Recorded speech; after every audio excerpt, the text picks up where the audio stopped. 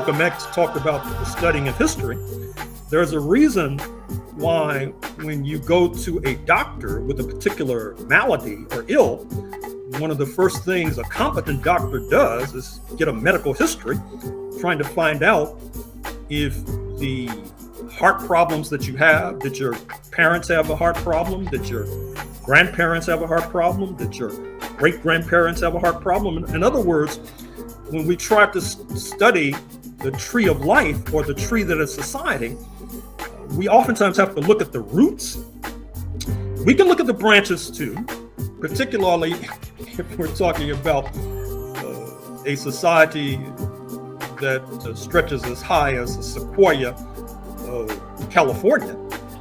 But it's important to look at the roots.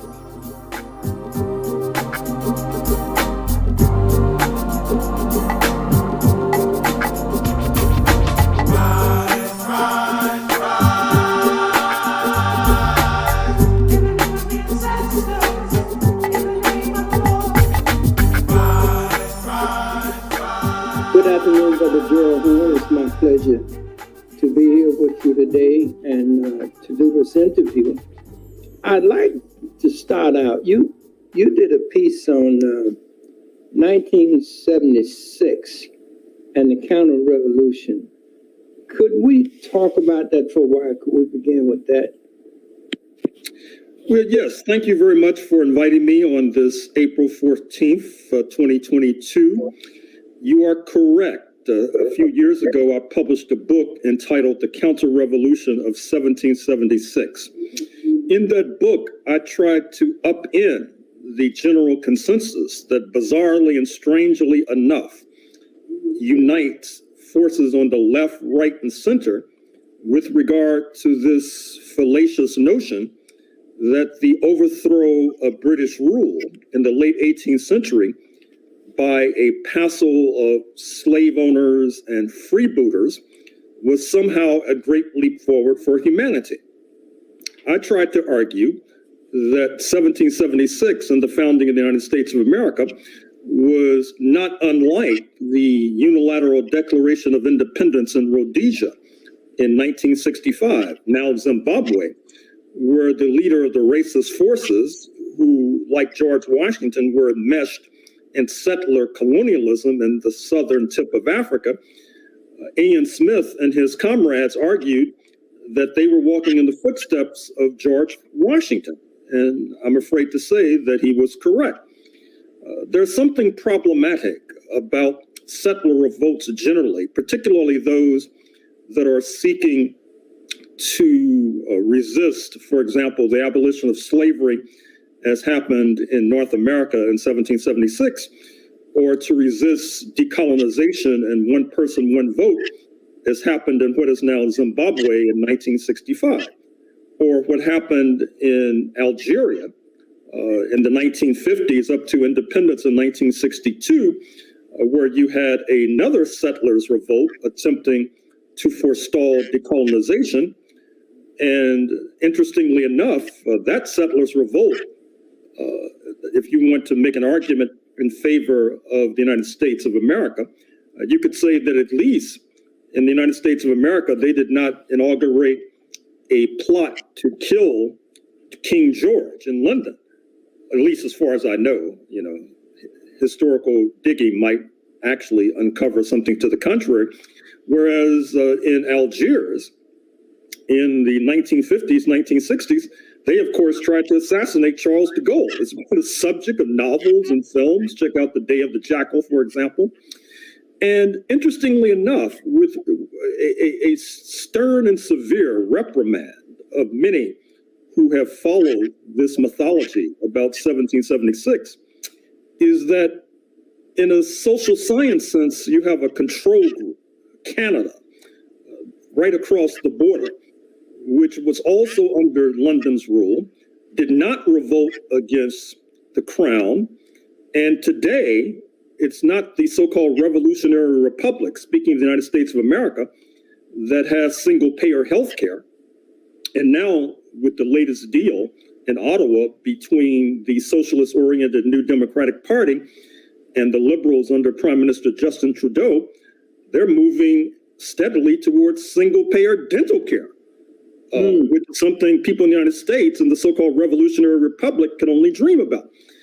I think that the flaw amongst many, and particularly some of our Euro-American friends, is that because the resultant United States of America was much more friendly to minorities in Europe that were routinely suppressed and repressed, I'm speaking of the Jewish minority in the first instance, they thought that since that was not taking place to the same degree in North America, that was some sort of embodiment of enlightenment. Well, actually, it was an embodiment of the fact that settler colonialism, the necessity to confront rambunctious Native Americans and oftentimes rebellious Africans, required every warm body that you could rustle up, including those who had been repressed in Europe. Now, why people of African descent did not write what I published in 2014 in the Counter-Revolution of 1776, you'll have to ask them, or if they're passed from the scene, I guess you'll have to research in their archive. Because I have to say that when you write a book, oftentimes you're trying to make a case. And I was certainly trying to make a case in this book on 1776. And I found that it was a simple case to make. Quite frankly, it leaps out from the records, from the archives. Just briefly, it's apparent that when the slave owners revolted against London, they were revolting against the Royal Proclamation of 1762-1763, wherein London was tired and exasperated with expending blood and treasure, moving west, fighting Native Americans so that they could turn the land over to real estate speculators like George Washington. And then secondly, in 1772, London had moved to abolish slavery in England itself. There was a fear that the decision would leapfrog the Atlantic and be applicable in North America, jeopardizing the slave fortunes of a murderer's row of founding fathers, including George Washington, Thomas Jefferson, Patrick Henry, James Madison et al. And rather than accede, they revolted. It's so notorious that if you look into the film archives, you'll be able to find a film called Belle, B-E-L-L-E, starring Hollywood's own Gugu Mbatha-Raw, who, by the way, is of South African and British descent, in a tale, in a story about the abolition of slavery in England in 1772. So that is a brief summary of my response to your intelligent question. At one point we were talking and you said that slavery has been in the world since there's always been slave in the world.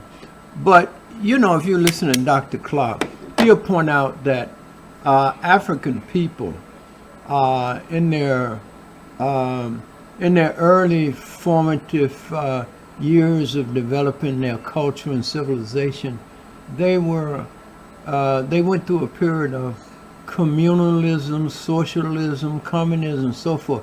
But during communalism, they didn't have slavery because nobody had ever went to jail. They didn't have jails and so forth. So I was hoping that you could talk about that, those periods before before we get into the stage of capitalism and all of these cultures that come about after the great African empires that produce slavery as we know it today. So slavery is a mode of production, a mode of society. It's the way societies organize themselves. Just like what's oftentimes referred to as communalism, some refer to as primitive communalism, is a mode of production. It's how societies organize themselves. Feudalism is a mode of production. It oftentimes involves major landowners, and then serfs, S-E-R-F-S, and or peasants working the land and turning over their produce to the lord of the manor, the feudal lord. Capitalism grows out of feudalism, as noted in my book on the 16th century. It's the system under which we labor today. It involves wage workers, people being what is oftentimes referred to as wage slaves. You sell your labor to what's called a boss, who gives you a wage, and then you use the wage to find housing, food, clothes, etc. You pay taxes. Presumably the taxes can then go for the government to set up a healthcare system, an education system, etc. Socialism, which is what you have in Cuba right now, basically involves fundamentally an elimination of the boss class, and the government controls the society and establishes healthcare, education, etc., and provides a wage by which you can buy food, which ideally should be cheap, and also housing, which ideally should be cheap. Now, with regard to slavery, what you have to realize is that virtually every society on planet Earth has gone through a form of slavery, but it would be a grievous error, a fundamental error, to think that the kind of slavery that befell Black people in North America and the Caribbean was the same kind of slavery that, say, existed, let's say, in Arabia, for example. When you had slavery in Arabia across the Red Sea from Ethiopia, across the Red Sea from Kenya, Somalia, Djibouti, etc., the enslaved were not existing in this so-called chattel slavery system, C-H-A-T-T-E-L. Our chattel slavery, not only are the enslaved, such as my ancestors, and I suspect your ancestors, were treated like cattle, were treated like horses. And not only that, but that status was then passed down from generation to generation to generation until, as I suggested, by 1865, we were able to organize to destroy that system. Now, if you look at slavery in Arabia, what you'll see is that, yes, the enslaved were subordinate, but oftentimes what happens is that they can rise to a higher level in society. If you look at Prince Bandar, B-A-N-D-A-R, he used to be the Saudi ambassador to the United States of America during the George W. Bush years. Now, Prince Bandar comes from a slave family, but it wasn't a chattel slavery system. It was a system that I would not want to paint as being particularly benevolent, but I will say it was different. And I mentioned a moment or so ago that if we had time, I would speak more about the African slave trade that existed to the east, that existed to Iraq, today's Iraq, that existed to today's Iran, that existed to today's Turkey, that existed to today's Arabia. It was a horrible system. You would not want to be caught up in that system. But it would be, once again, a grievous and fundamental error to think that that kind of slavery was the same as chattel slavery. In all that you have shared up until this time, it is very relevant that we do a Sankofa in our minds, looking back on the past so we can do better in strategic planning for decisions to move forward.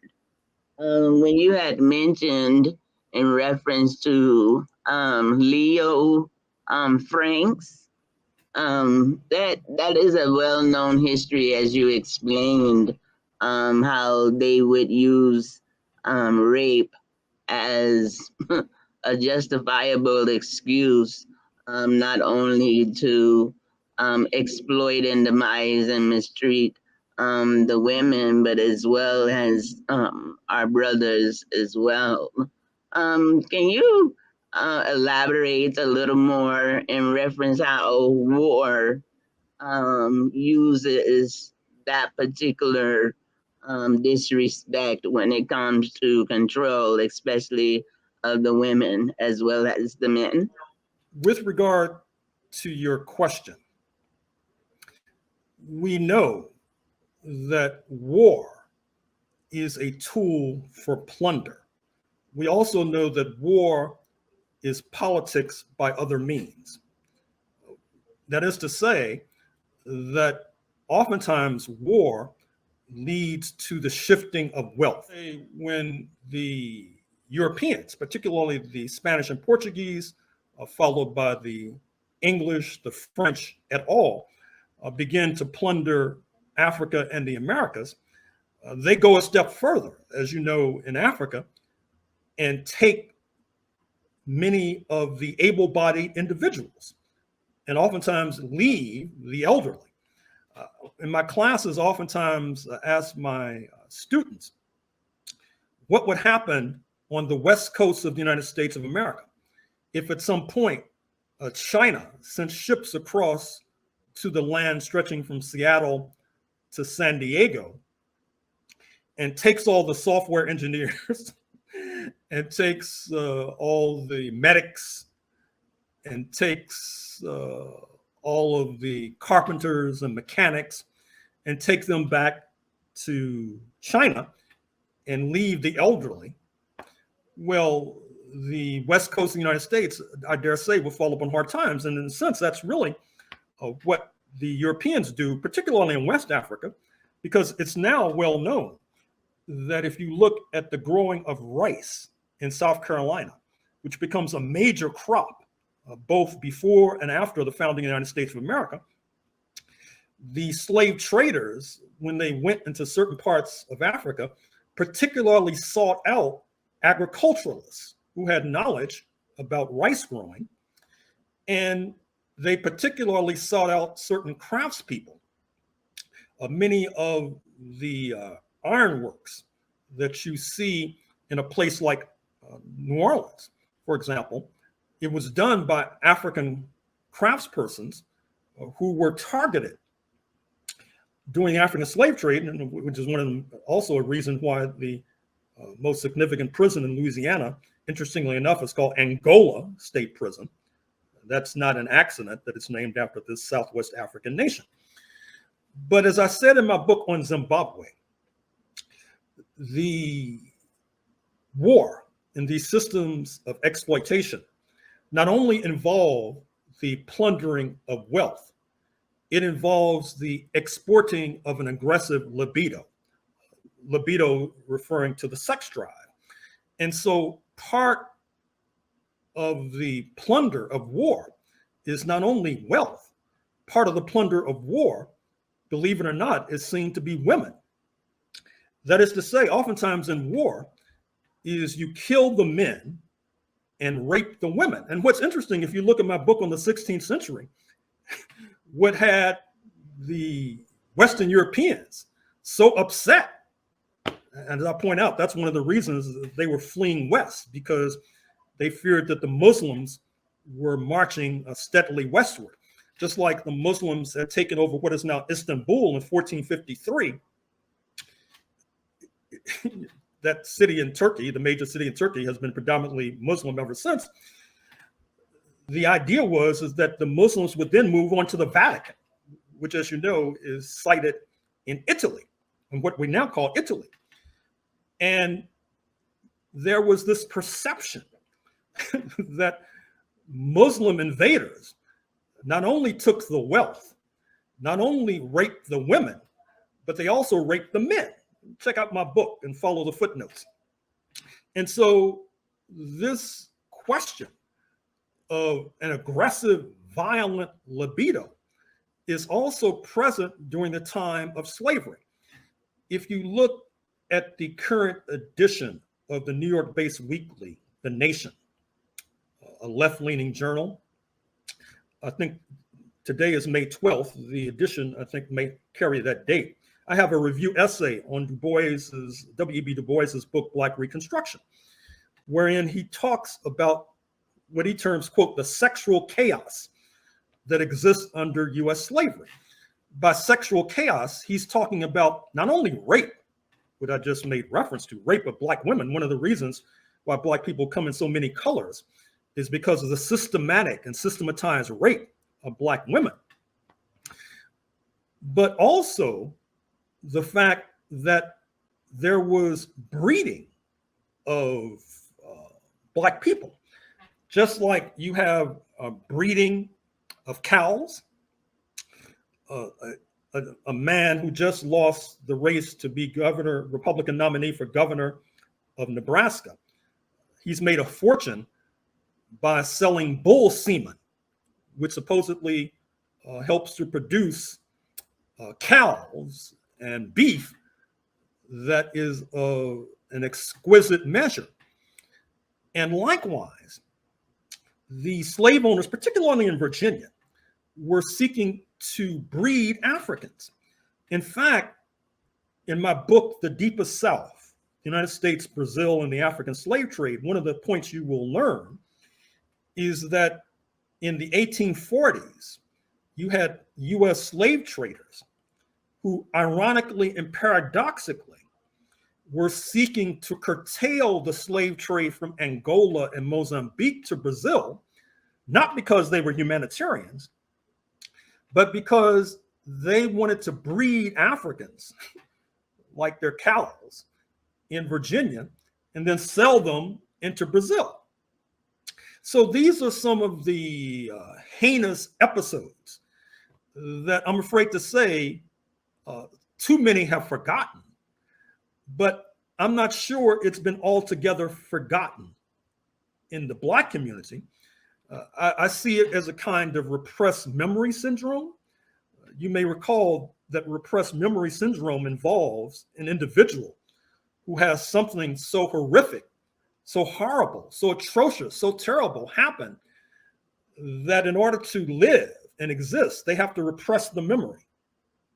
But they still act out on the basis of being treated horrifically and atrociously.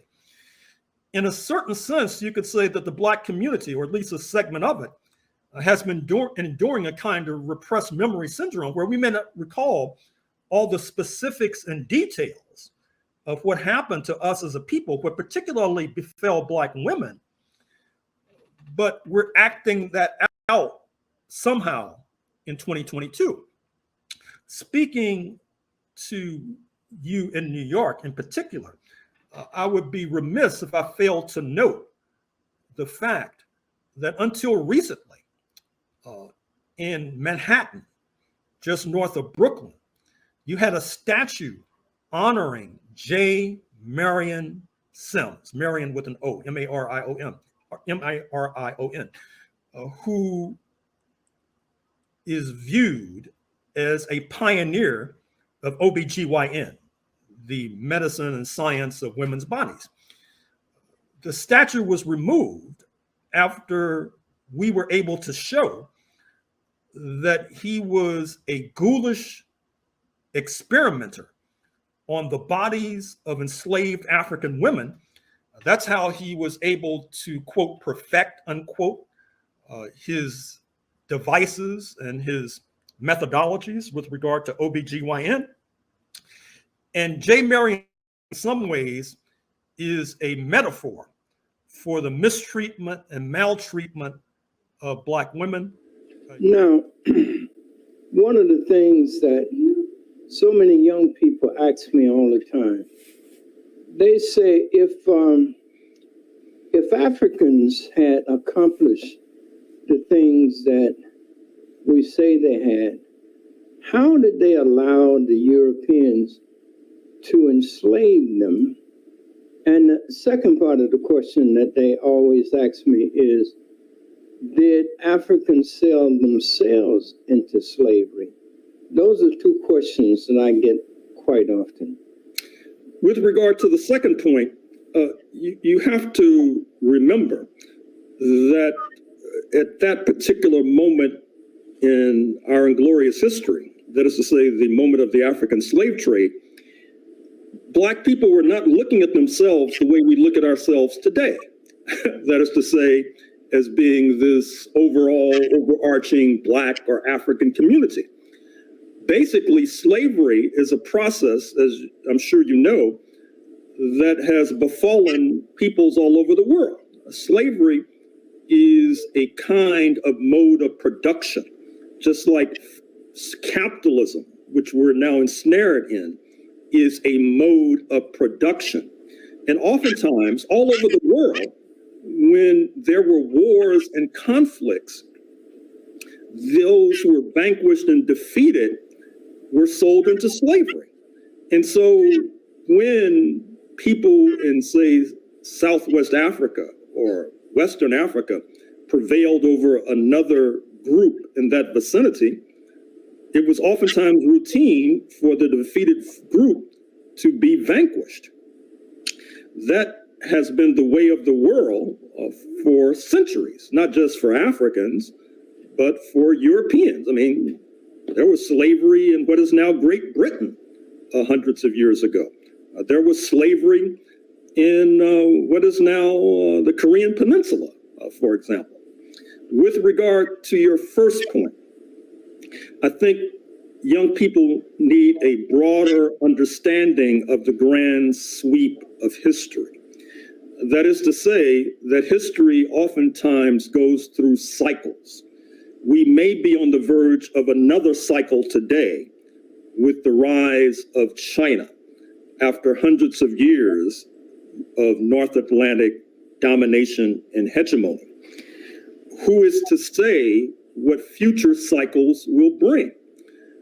The fact of the matter is that Africans fought back, at least many of them, or many of us, valiantly and courageously against potential slave owners and slave traders, but for various reasons, we were defeated. I would urge these young people, if they're really sincerely interested in getting an answer to that question, as opposed to whatever, you know, I'm not going to speculate, but if they're really interested, they should do some serious reading. You can start with my book on the 16th century, for example, if you're really interested in getting an answer to that question. Now, with regard to fighting back, you know, Japan fought the United States of America. They got subjected to an atomic bombing in 1945. One of the most significant examples of mass murder in human history. Tens of thousands of people defeated. After that, Japan tended to kowtow to the United States of America. I trust and I hope that there are not young Japanese people who are saying, well, I wonder why there are so many U.S. bases in Japan right now, and why the leadership of Japan tends to bend the knee to Washington. I mean, are these leaders in Tokyo, or are they just cowards, or they pusillanimous, for example? I would hope and I trust that the youth of Japan are aware of the atomic bombing and being defeated in war and what that portends. So yeah, I'll just stop there. No, well, let me ask you this question, because I think it is really very much needed to understand today. The African role in the building of both America and Europe. Africans have such a significant part in building America and Europe, and especially when you look at the economy, cotton and all of that. I mean, the African just plays such a role that we are not, as a whole, conscious enough to realize that this country is built primarily by African labor. and the African mind. Can you speak on it? Well, fortunately, as for many of these important questions, there has been a great deal of writing and scholarship on this matter. If people are sincerely interested in getting answers, which sometimes I doubt. For example, there's Walter Rodney's book, How Europe Underdeveloped Africa. There's the book by his fellow Caribbean scholar. Rodney, by the way, was born in Guyana, on the northern coast of South America. Then, of course, there is his fellow Caribbean scholar, Eric Williams, born in Trinidad and Tobago, Capitalism and Slavery. That book comes out in 1944. In those books and in other research, for example, it is shown conclusively that the African slave trade and slavery provided the great wealth that led to the takeoff,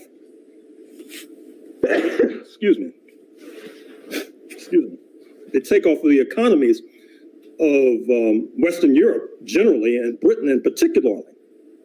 If you look at the takeoff of the African slave trade, which is dealt with in my book on the 17th century, by the way, the book entitled The Apocalypse of Settler Colonialism, I talk about how in the 17th century, you had England, which is late to the colonial party. It's no accident that most of the people in the Americas speak either Spanish or Portuguese. And what happens is that England, which is late to the party, gets involved in the African slave trade in the 17th century. And in order to get involved in the African slave trade, it's necessary to have ships, for example, which then presupposes having a shipping industry.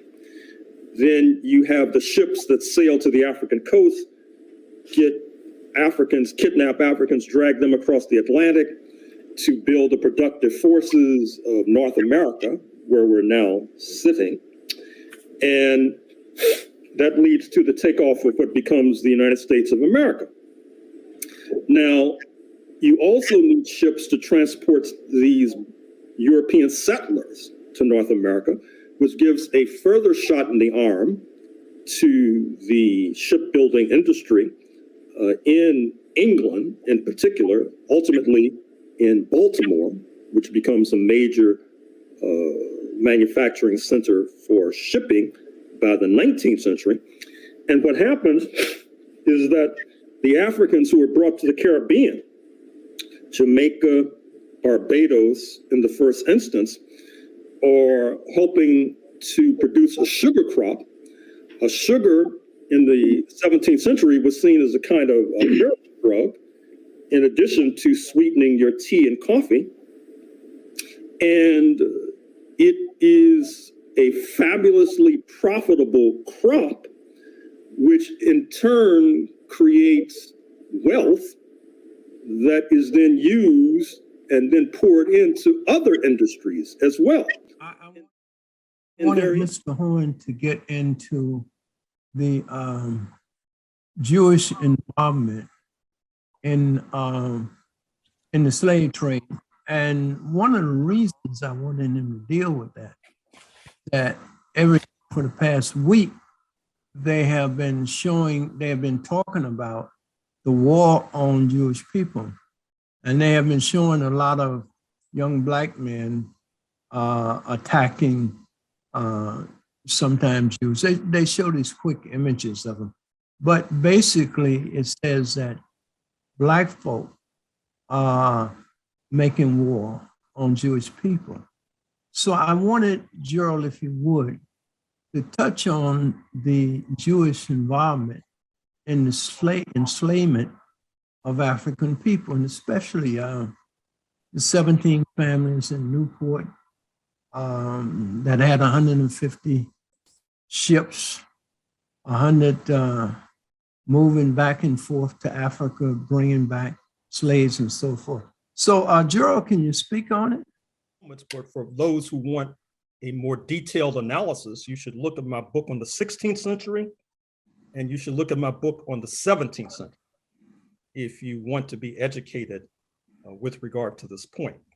Secondly, With regard to the contemporary point, the late novelist, playwright, essayist James Baldwin was famous for saying, and that it would be a mistake to pin the anti-Jewish label on Black people, that what was being interpreted as anti-Jewish was really an expression of being, quote, anti-white, unquote, he said, which, so as ascribing this anti-Jewish fervor to Black people, I think is a misreading of politics.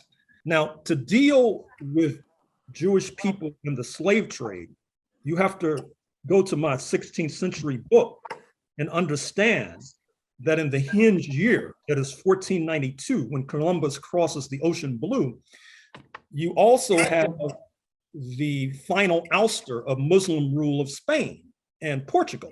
You know that the Muslims, of course, they're just right across the Mediterranean in North Africa, were ruling that part of Europe for hundreds of years up until 1492. That's also concomitant with the Spanish Inquisition, where the Catholics were saying to anyone who was not Catholic, Jewish people not least, convert to Catholicism or die or be tortured or leave. 1492 is also the year when the Inquisition begins to accelerate. When we talk about the Inquisition, we're speaking about what the Spanish and Iberian Catholics executed when they basically suggested to non-Catholics that you either adhere to Catholicism or be tortured or die. This had a particularly devastating impact on the Spanish Jewish community, oftentimes dubbed the Sephardim. And what happens is that the Sephardim then begin to leave.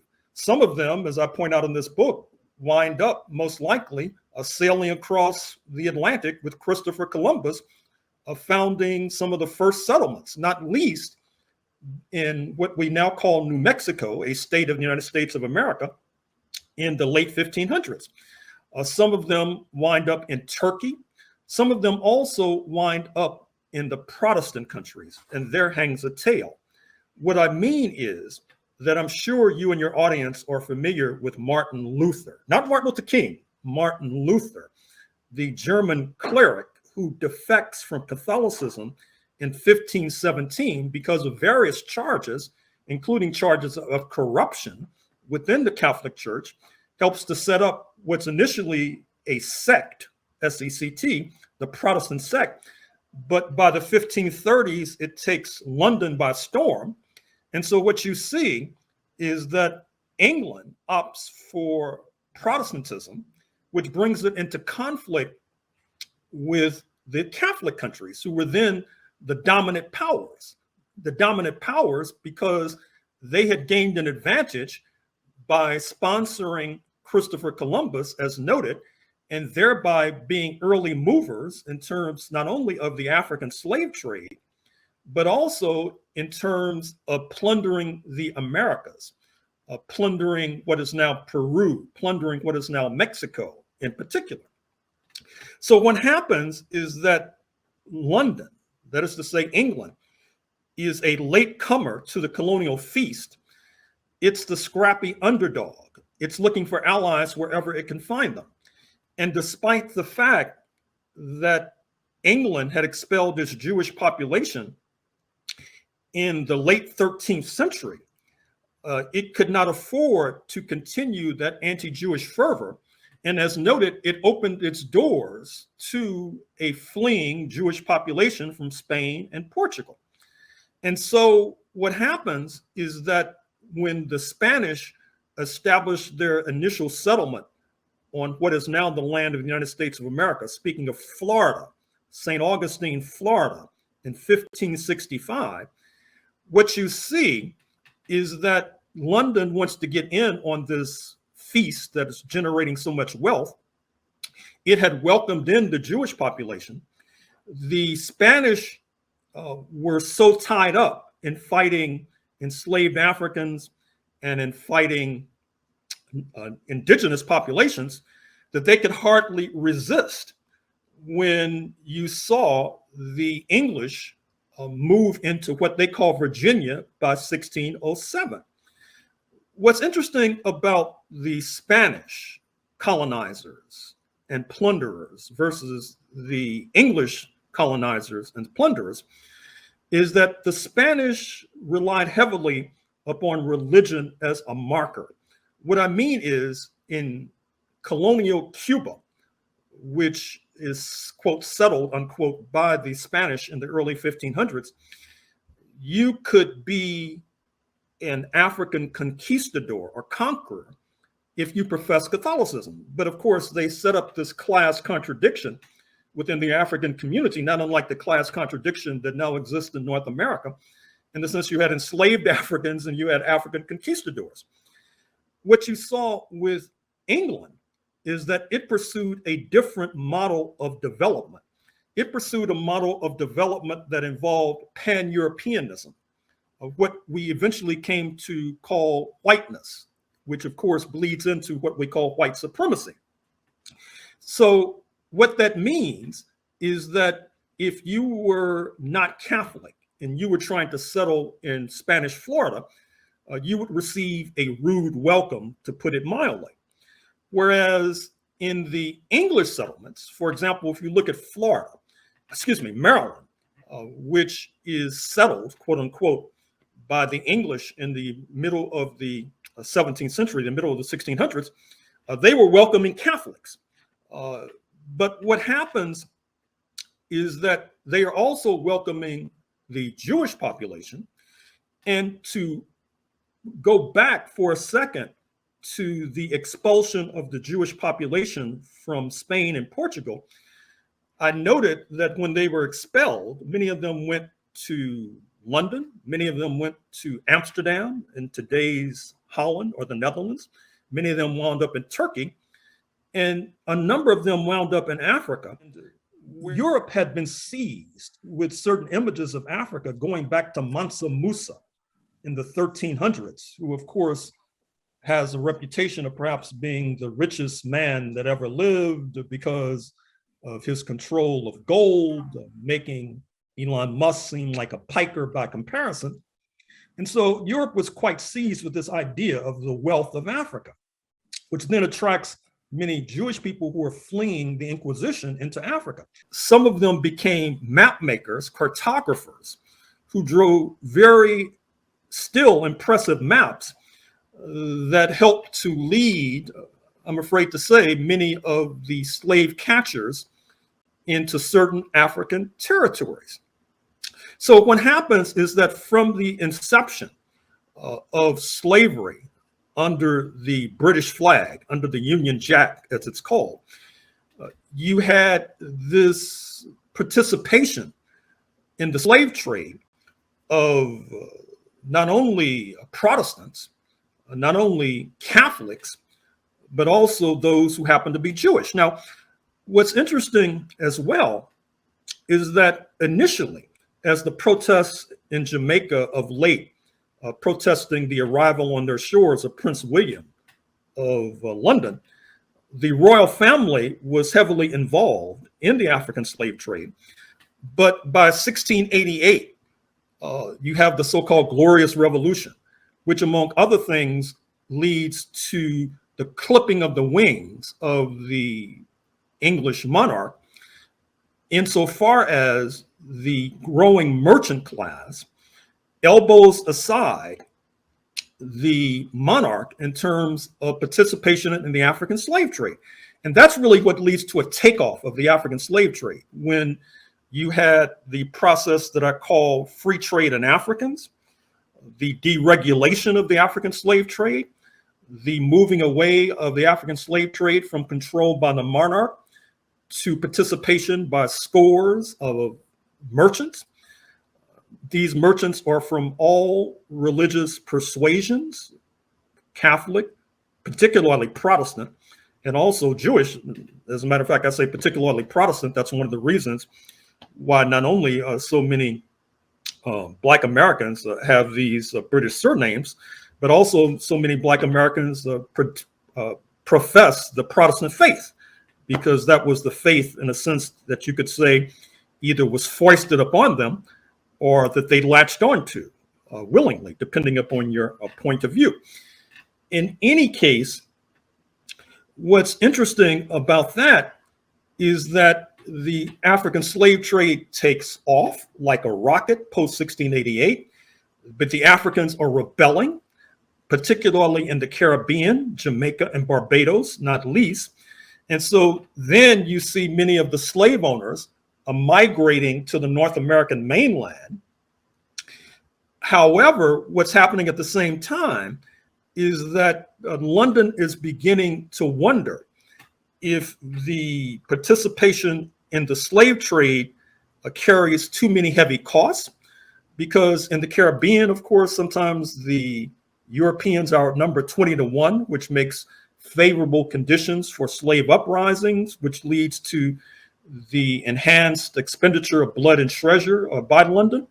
Of course, coming to the North American mainland, you have more Europeans, and the ratios between Africans and Europeans, oftentimes, unlike the Caribbean, tip in favor of the Europeans, except, of course, in South Carolina, where by 1739 you have Stono's Revolt, the bloodiest revolt of the enslaved on the North American continent, which then leads to further consternation in London about the cost and the price of maintaining slavery and the African slave trade.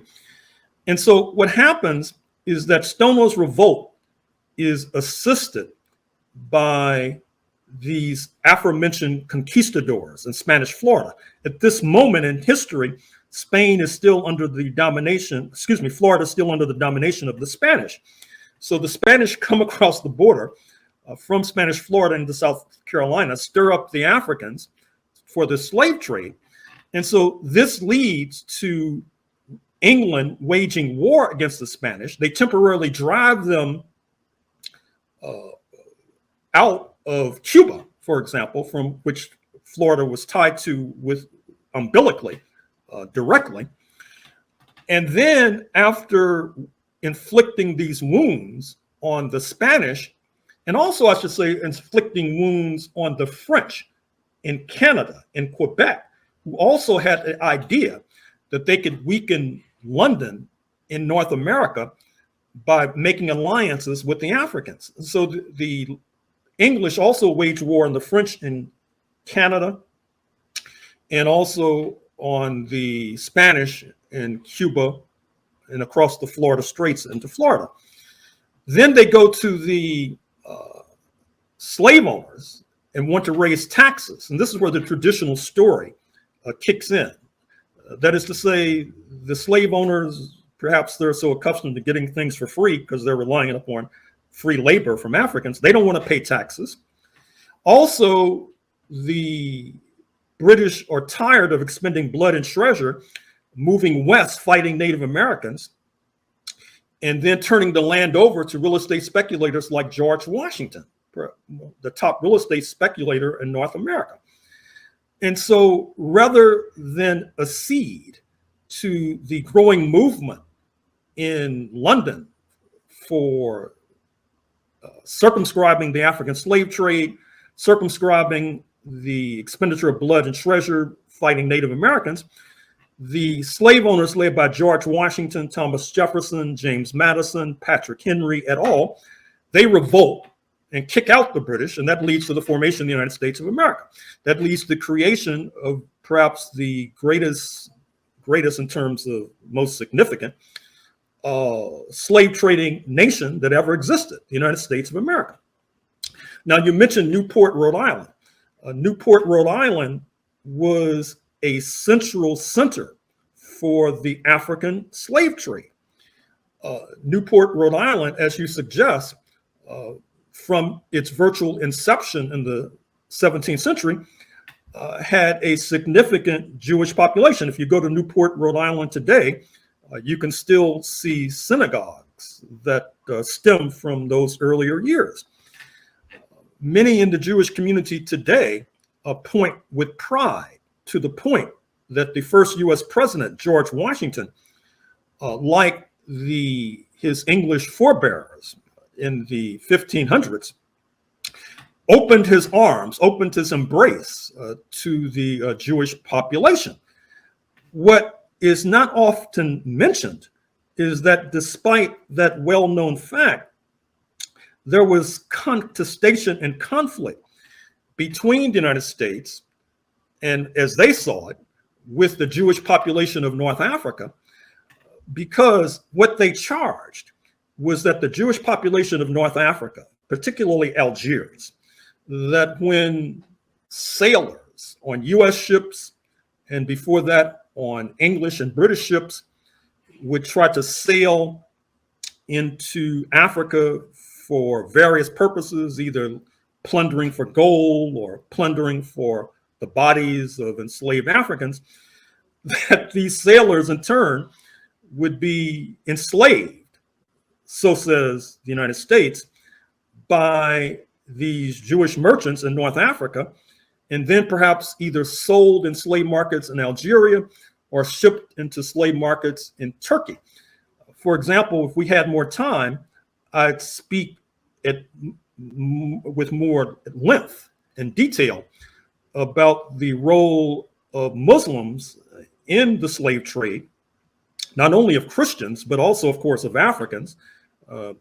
Muslims in Turkey, for example, they tended to be equal opportunity enslavers, except, of course, mostly they did not enslave Muslims, or at least that was the official line. So in any event, beginning in the 1790s, the early 1800s, there's this sharp conflict between the early United States and these Jewish merchants in North Africa. You might be familiar with the Marine hymn that's even sung today from the halls of Montezuma to the shores of Tripoli, Tripoli being in Libya, because the United States oftentimes had armed conflict with these North African countries, until finally a kind of resolution was worked out, whereby in some ways the North Africans had to retreat. They had to retreat in part because by 1830, Algeria came under the rule of France. It remained under the rule of France up until 1962. And you still had this relationship between these Jewish merchants and slavery. For example, if you look at Florida, which, as noted, had been under Spanish rule up until about 200 years ago, when it enters the United States of America, where it still resides, the first Jewish senator in Washington was David Yulee, Y-U-L-E-E, of Florida, who had North African roots, Morocco in his case, and also was a major slave owner. You should also know that because this entente, this understanding between London and the Jewish population, which, as I said, goes back to the 1500s and London's early contestation with Spain and Portugal, where London accepts the Sephardim, the Jewish population fleeing Spain and Portugal. This tendency is inherited by the United States of America. However, you should know that despite the official embrace of the Jewish population, including the Jewish slave trading and slave owning population, there's conflict between the United States and the Jewish population, which manifests itself in strange ways. Some of you may be familiar with Judah P. Benjamin, who was one of the leaders of the so-called Confederate States of America, which sought to secede from the United States in 1861, fought a civil war, the bloodiest conflict the United States has ever been involved in, leading to the deaths of hundreds of thousands. Well, Judah P. Benjamin, of course, was one of the leading theoreticians of the enslavement of Africans. And in fact, during the Civil War, it was charged that he actually wanted to reopen the African slave trade, which supposedly the so-called Confederate States of America was opposed to. When the Spanish got a jump on the rest of the world by sponsoring the freebooter Christopher Columbus circa 1492, and then were able to liquidate a goodly number of the indigenous from their perch in Santo Domingo in the 1520s, they had brought enslaved Africans to what is now South Carolina. Of course, it was not South Carolina then because the English did not arrive there for decades. But the Africans revolted, defected to the indigenous side, and chased the Spanish back to Santo Domingo in the Caribbean, which, unbeknownst to them, of course, opens the door to an English invasion decades later by 1607 in Virginia. Then in 1565, the Spanish established a foothold in what is now St. Augustine, Florida. Some of your friends in New York City actually have roots in St. Augustine, Florida, although I'm not sure if they stretch back to 1565. The enslaved Africans brought to St. Augustine, Florida, oftentimes allied with the antagonists of the Spanish, speaking of the French and the English, and the indigenous, to undermine the Spanish. Then, post 1607, with the invasion of what is now called Virginia by the English, and the arrival of Africans by 1619 in that part of North America, you saw the Africans begin to turn the tables on the English by allying with the Spanish against the English, just as that previously they had allied with the English against the Spanish.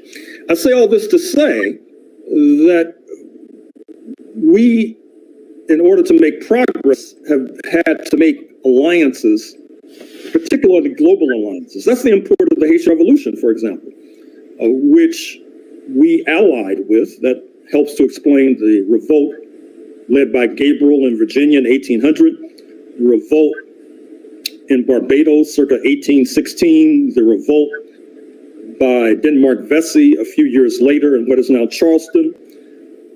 I still want to add a little more to the African contribution to the building of America.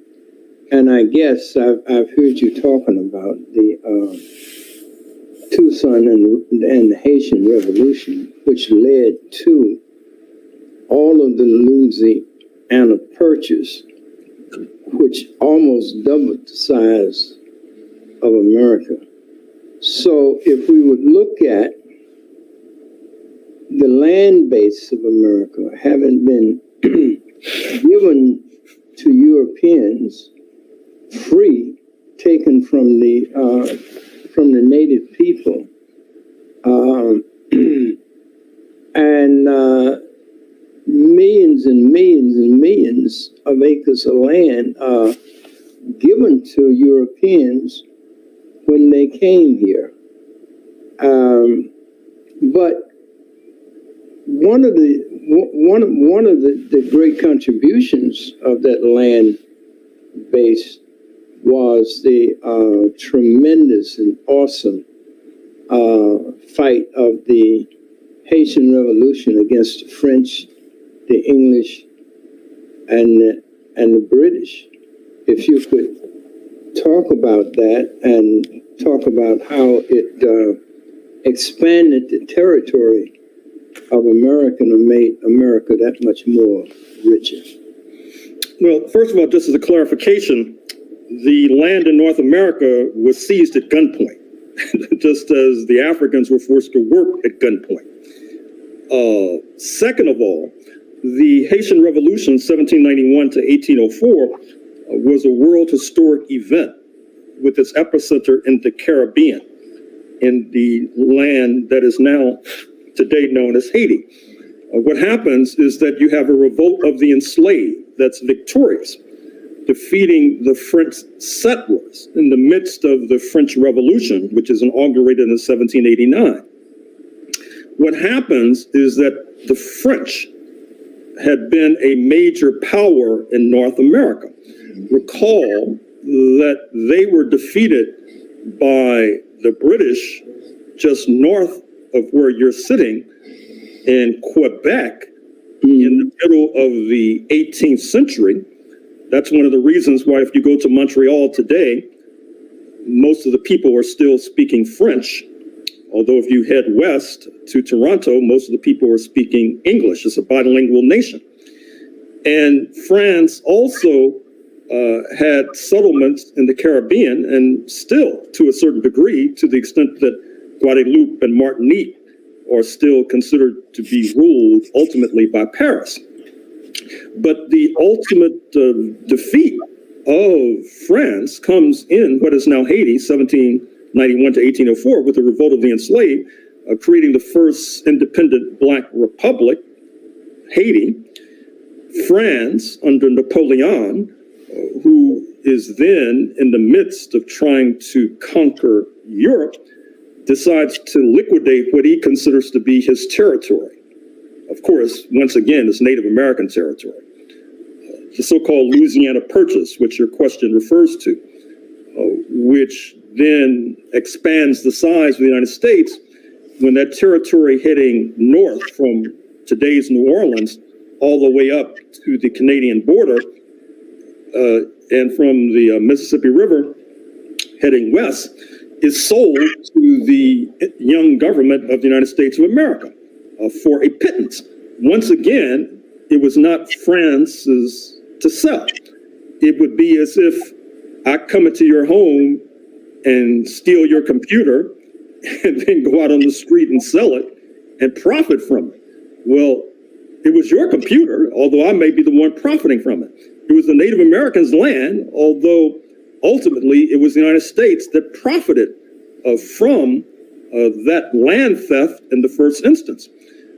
Your audience also needs to know that as a result of the Haitian Revolution, what was ignited was a general crisis of the entire slave system that could only be resolved with its collapse.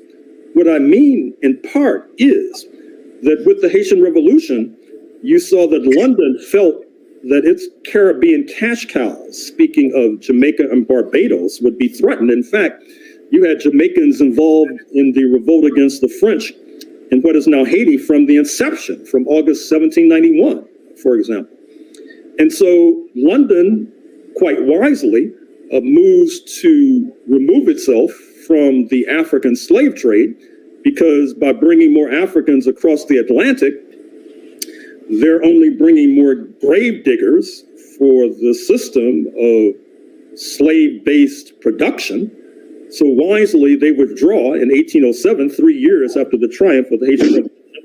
Then a few decades later, in 1833, they moved to abolish the role of the British in slavery altogether.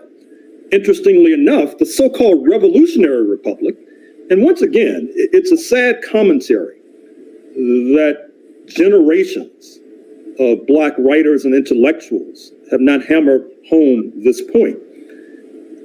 Perhaps because of a demented idea of U.S. patriotism, they haven't hammered home the point that if the United States was so revolutionary and Britain was the bad guy, well then why did Britain abolish slavery decades before the United States did?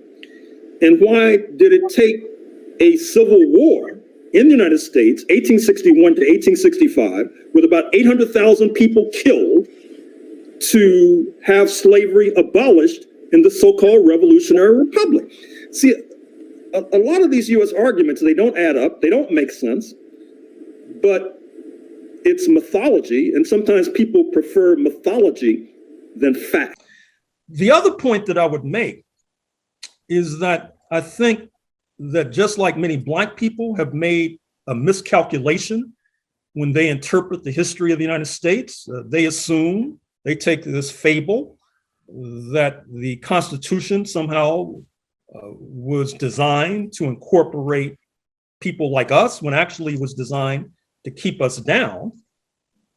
I understand why people take that position, because then you can sleep better at night if you think that the laws are meant to protect you, setting aside whether or not that's true.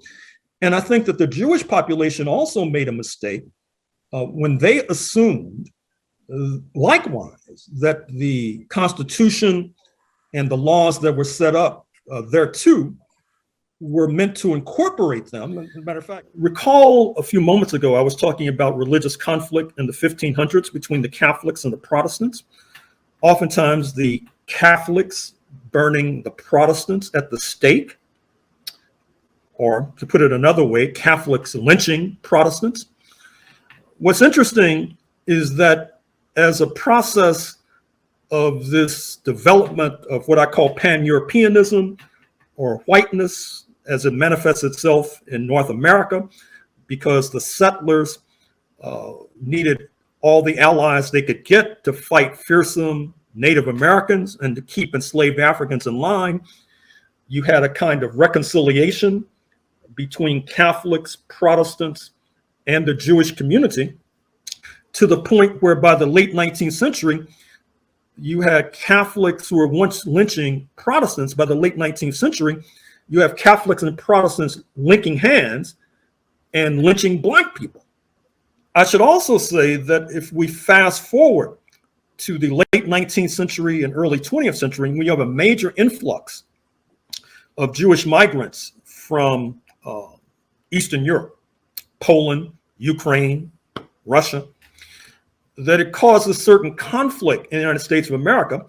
I won't go into detail now, but your viewers and listeners may want to look at the case of Leo Frank in Georgia in 1915, who is lynched by a Euro-American Christian lynch mob.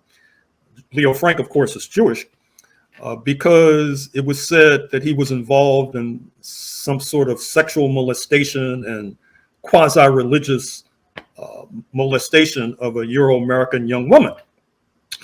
In any case, that leads to increased interest of many in the Jewish American community in the question of civil rights. The NAACP had organized just a few years earlier in 1909, and early on, because there was this sense in the Jewish community that if you could reduce the possibility of lynching Black Americans, you might be able to reduce the possibility of lynching of Jewish Americans.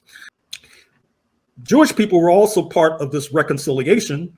And of course, as noted with the Leo Frank case circa 1915, you begin to see more Jewish involvement in the civil rights movement.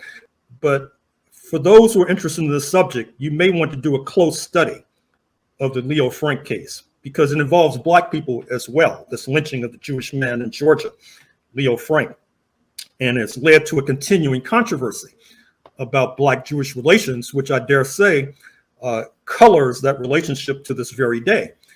But as noted, the Leo Frank case helps to bring more Jewish involvement with the NAACP. You may know that in the 1950s and 1960s, one of the major Jewish lawyers for the NAACP was Jack Greenberg. He follows Thurgood Marshall, who then, as you know, becomes a U.S. judge, into the leadership of the legal wing, the NAACP Legal Defense and Education Fund. And that particular relationship should not obscure the fact that there were various conflicts that erupt between Black Americans and Jewish Americans during this same period, 1950s and 1960s. Part of it has to do with the creation of the State of Israel, 1947, 1948. Many Black Americans felt that the State of Israel was created at the expense of the Palestinians, and they identified with the Palestinians as fellow oppressed people. By 1956, Israel, Britain, and France attacked Nasser's Egypt. Egypt, of course, being very important to the political and psychological makeup of Black Americans. This did not go down very well amongst Black Americans, this participation of Israel, Britain, and France in this attack on Nasser's Egypt, Nasser being the leader of Egypt, of course, because he had tried to take the Suez Canal, which had been built circa 1869, but had been controlled by the neo-colonial forces, including Britain and France. And then he was trying to take it back, led to this attack. They had to back down ultimately and eventually. Another complicating factor was Israel's relationship with apartheid South Africa. After the formation of the State of Israel, circa 1947, 1948, you had an influx of Jewish folk from South Africa. One of the early leaders of Israel, Abba Eban, E-B-A-N, if you want to look it up, Abba, A-B-B-A, had roots in South Africa.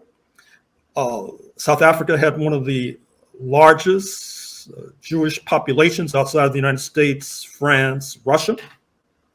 Then there are conflicts. So you have these conflicts over Israeli assistance to apartheid South Africa, reportedly up to and including nuclear technology as well. Then you have domestic conflicts over in Brooklyn, for example, over the teacher strike more than a half century ago in Ocean Hill, Brownsville. Somehow that morphed into a conflict between many Jewish American teachers and a Jewish American led union, speaking of the American Federation of Teachers, and the needs of Black parents and Black children. And another conflict has to do with affirmative action, this process whereby the United States tries to overcome the past and present noxious, negative aspects of racism and white supremacy by making room in universities, in particular, for Black students. I'm a proud recipient of affirmative action, for example.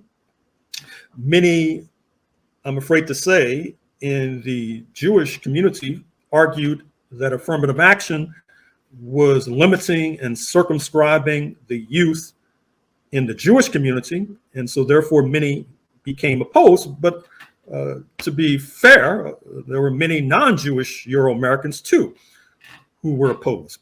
And this leads me to an oft-quoted statement by the late writer and essayist, James Baldwin, which I may have mentioned in our previous segment, whereby he argued that Black Americans were not necessarily anti-Jewish or anti-Semitic, but they were anti-white supremacy. And he intimated that many of the conflicts that you find manifesting in places like Brooklyn are, in a way, disguised class conflicts. And this is Gerald Horne speaking right now. What I mean is that there is a dynamic and objective contradiction or antagonism between a landlord and a tenant, for example, because the landlord, absent laws to the contrary, can make the tenant homeless. Many in places like Brooklyn, the landlords were Jewish, the tenants were Black. In an absence of class consciousness, which had been repeatedly repressed in this country, particularly beginning in the 1950s. Look at what happens to the late, great Paul Robeson, for example. What happened to him, this tallest tree in our forest, actor, intellectual, singer, etc.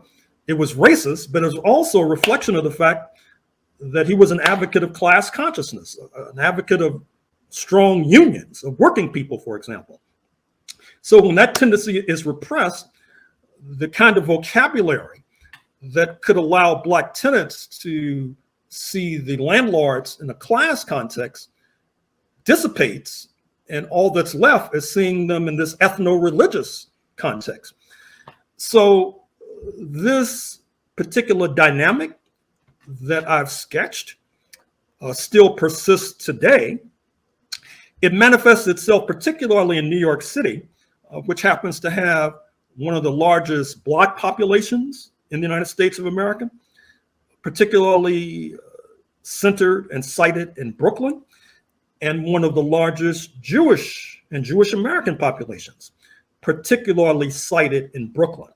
And so I think that's why Brooklyn becomes a flashpoint for working out these contradictions that, as I suggest, you could argue go back to the late 13th century when the people who developed the English language began to expel the Jewish population. And as I point out in my book, what's interesting is that